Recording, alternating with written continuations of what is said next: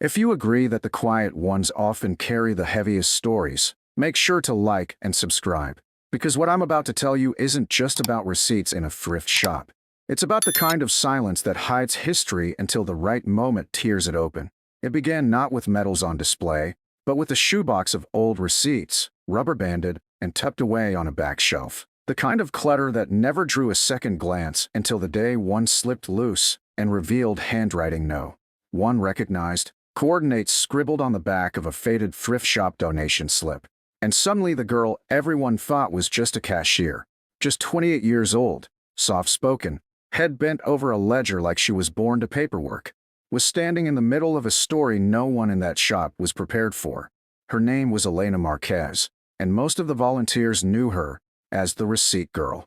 The one who could tell you which rack the blue tag blouses went on, or exactly how many mugs had been sold last Tuesday, but never much more, because Elena never offered it, never shared where she came from or why she carried herself with a steadiness that felt older than her years. They joked that she was married to the calculator, rolled their eyes when she triple-counted the cash drawer, teased her for walking the aisles before closing, checking locks twice like it was a bank and not a shop full of second-hand lamps and worn coats. To them, she was obsessive, uptight, and far too serious for a thrift shop clerk. And yet beneath her quiet routine something lived, a kind of patience honed in places that demanded survival, though no one knew that yet.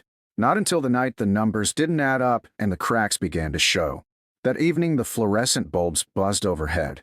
Customers shuffled through with their bargains, and Elena sat at the counter, receipts spread like a battlefield across the desk, her pen moving swiftly but with purpose, the same looping script over and over. And when a coworker leaned over and smirked, "You know, you take this job too seriously, right? It's a thrift store, not Wall Street." She only smiled faintly and answered, "It matters to someone." Words that made no sense to them, but weighed heavy in her own chest, because she wasn't counting dollars, not really. She was counting patterns, signals, rhythms the others missed, the same way she used to scan intercepted transmissions and mark anomalies when lives depended on her judgment. Though no one in the room knew she had ever done such a thing, they saw only a young woman hunched over a ledger, not the former Signals intelligence NCO who once sat for nights without blinking, tracing the hum of encrypted chatter across hostile frequencies.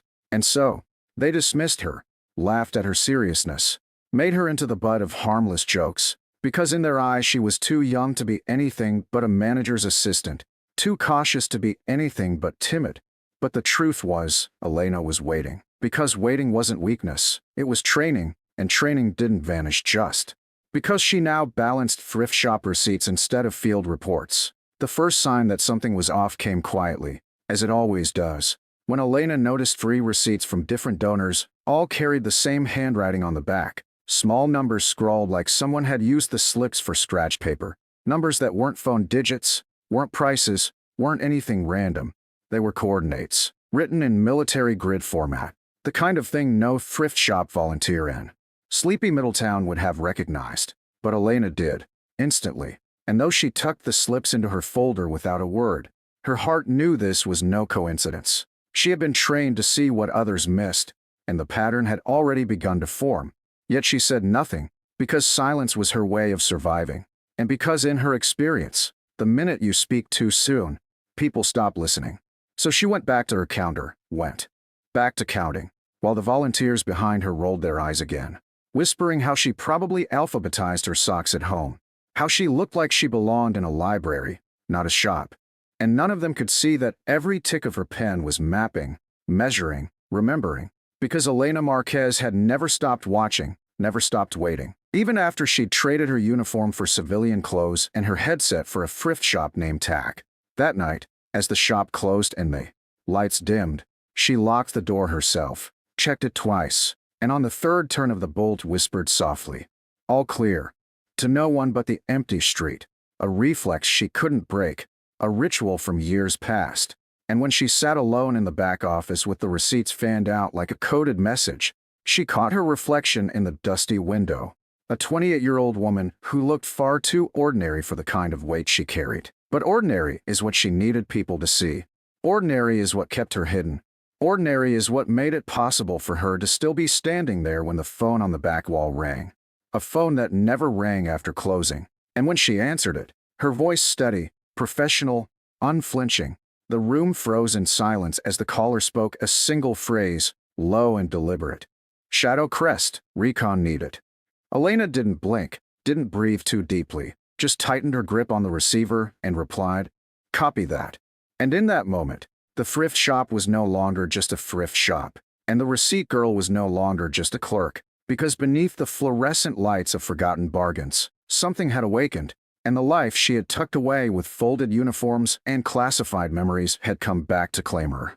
The hum of the thrift shop's tired ceiling fan spun overhead, its groan filling the silence after Elena placed the receiver back into its cradle. Though her hand lingered there, fingertips pressed against the cool plastic, like she was grounding herself before stepping into a world she had promised she'd left behind. And for a long moment, the only sound in that cramped back office was the scratching of the fan and the faint rattle of glass in the window panes. Yet inside her chest, a rhythm she had trained herself to silence years ago returned, steady, relentless, the rhythm of recon, of urgency hidden in stillness. She exhaled once, slow and precise, then pushed herself up from the desk, smoothing her thrift shop apron like nothing had changed, though everything had. And when she stepped into the stockroom, 3 volunteers were staring at her from behind stacks of unsorted donations, their arms crossed, their faces split between curiosity and ridicule, and one of them, a lanky college kid who treated the shop more like a hangout than a responsibility, smirked and asked, "Who was that? Some secret agent calling their girlfriend?" A joke meant to draw a laugh from the others. But the laughter didn't quite come, because something in the way Elena carried herself had shifted, subtle but undeniable, a steadiness in her step and an edge in her gaze that none of them had seen before. She didn't answer the joke, didn't even look at him, she only said, "Work," her voice calm but layered with an authority that pulled the air taut. And she moved past them into the front of the shop, her boots clicking against the scuffed linoleum in a cadence that made one of the older volunteers whisper, "She walks like a soldier," though no one answered because they were all still trying to process the phrase they'd overheard. Shadow Crest, Recon needed. Words that sounded foreign in the world of mothball coats and chipped china, words that didn't belong in a thrift store, and yet belonged entirely to the woman they had all dismissed as receipt girl.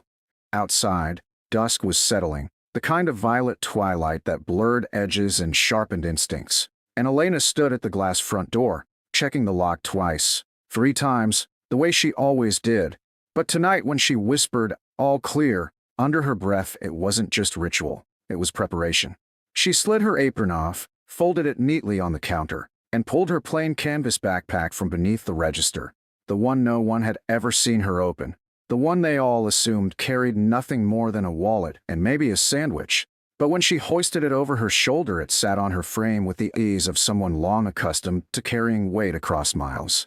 Behind her, the volunteers huddled together, whispering now instead of laughing, their words sharp and uneasy. "What the hell is Shadow Crest? She's messing with us. I told you she was weird." But their mockery didn't reach her, couldn't, because Elena's focus was already beyond the shop's 4 walls, her mind sliding back into patterns of threat assessment and risk analysis, noting the vehicles on the street, the timing of footsteps on the sidewalk, the shift in the wind against the glass door. It was all instinct, muscle memory she'd buried beneath ledger sheets and price tags. But once awakened, it returned like it had never left. The volunteers would remember later how suddenly the sound of an engine seemed to fill the street, low and deliberate. Not the casual stop of a shopper, but the purposeful arrival of something outside their comprehension.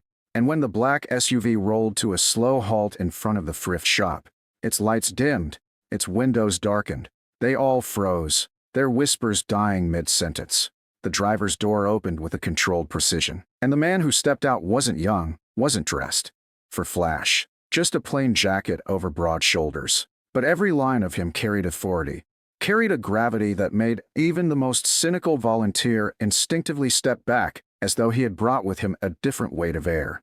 He pushed open the thrift shop door, the bell chiming meekly above him, and the moment he crossed the threshold, the room seemed to still, because this wasn't a man who came to browse coats or donate old books. This was someone who had come looking for one person only, and his voice, low, direct, undeniable, cut through the silence.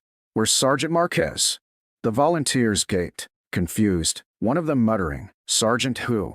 while another whispered, "He's talking about her." And slowly, as though the world had narrowed to this one moment, Elena turned from the door, her backpack slung neatly across her shoulder, her face calm but sharpened by purpose, and she didn't hesitate, didn't flinch under their shocked stares. She only nodded to the man and said, "Here." Her tone so steady it sent a chill through the room, and the man, the chief, gave a single curt nod in return, the kind of acknowledgement that spoke volumes. This was no surprise to him. This was exactly who he had come for. For the volunteers, reality cracked then, splitting open the simple world they thought they knew, because the girl they had teased for being too serious, too careful, too quiet, was suddenly someone they didn't recognize, someone who answered to ranks and codes, someone who carried herself like orders and duty had never left her. And they looked at her with new eyes, searching for signs they had missed, her habit of scanning the shop floor, her way of double-counting the register, her precision in everything she touched, and all of it suddenly made sense. Only they were too late to see it before now. Elena didn't explain herself, didn't pause to soften the truth for them, because explanations were luxuries, and luxuries weren't part of the life she was being called back into. She only tightened the strap of her backpack and stepped forward, her boots echoing on the linoleum. And as she passed the counter where the day's receipts still lay scattered, she placed her thrift shop name tag neatly on top, a quiet gesture of closure, as if to say she had never really belonged to this world of forgotten things and fluorescent lights. The chief turned, holding the door for her, and for a moment the volunteers saw something in Elena they hadn't before. Not timidity, not eccentricity, but discipline, patience, a fire banked low but never extinguished. And as she stepped out into the violet dusk beside the chief, the volunteers remained rooted in silence, realizing with an ache of shame that the girl they had mocked for treating receipts like life and death had, in fact, lived a life where counting, patterns, signals, anomalies, had meant survival, had meant men lived or died on the strength of her judgment. That night, long after the shop had closed and the receipts had been bundled into their drawer, the volunteers sat together in the break room, the air heavy with questions none of them dared voice aloud, because somewhere in the dark, Sergeant Elena Marquez was no longer their receipt girl. She was back in a world they couldn't imagine, summoned by a code that sounded like fiction but rang with truth. And all they could do was sit in the silence she had left behind, silence that now carried weight, silence that made them realize they had been standing beside someone extraordinary all along. The night outside the thrift shop pressed heavy with a kind of stillness that didn't belong to small towns and secondhand stores. A silence stretched taut as the chief closed the SUV door behind Elena, his face unreadable in the dim glow of the dashboard lights. And in that silence she felt the world tilt, not backward into memory, but forward into something she knew she could never escape. No matter how many receipts she counted or how many ledgers she balanced, the drive was short, sharp, every turn executed like a pattern. And when they stopped, it wasn't at some shadowy outpost or military compound. It was in front of a quiet civic hall, its lights faint, its windows shuttered, the kind of building no one looked twice at.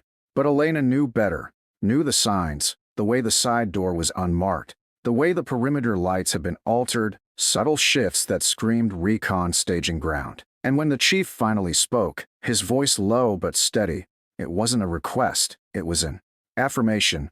"You never stopped watching, did you?" And Elena, her gaze fixed on the door, answered simply, "You don't stop, you just change where you look." And in that moment the chief nodded, a man confirming what he had always known about her, that the girl dismissed as receipt clerk had never once laid down her vigilance.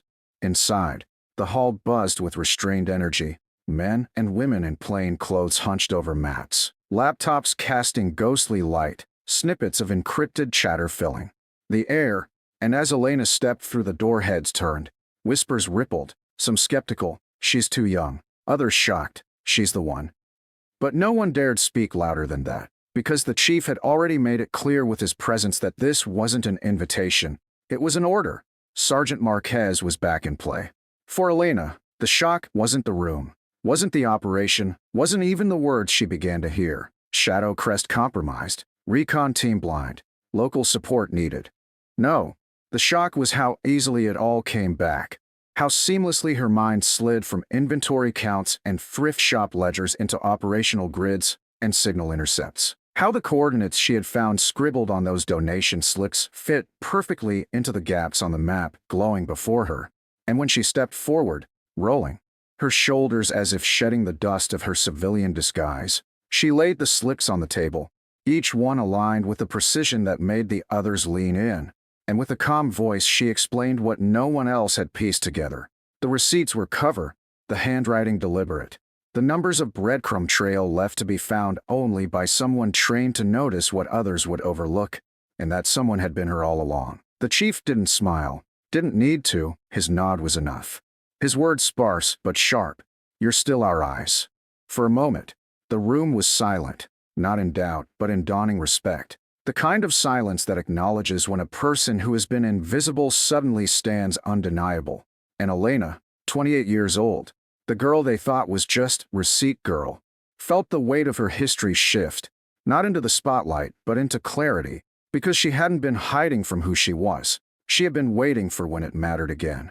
By dawn, the thrift shop would open without her, volunteers fumbling with receipts they never understood, whispering rumors about the girl who walked out with the chief, and maybe they would laugh again, dismiss it as fantasy.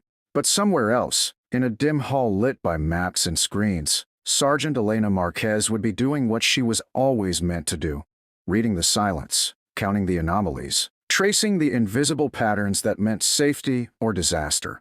And no, she would never brag, never demand recognition. The ones who knew, the chief, the operatives now watching her pen sketch patterns faster than software could, would see her for what she had always been.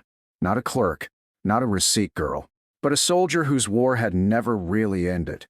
And when the chief finally dismissed the room, his words carried more weight than any medal. "She's the reason we're not blind. Don't forget it." Elena didn't linger, didn't wait for praise. She simply gathered her notes, tucked them into her backpack, and when someone whispered, "Why would she hide here in a thrift shop?" the chief answered without hesitation. "Because the best cover for someone who sees everything is being someone no one ever sees." And in that single truth, the room understood.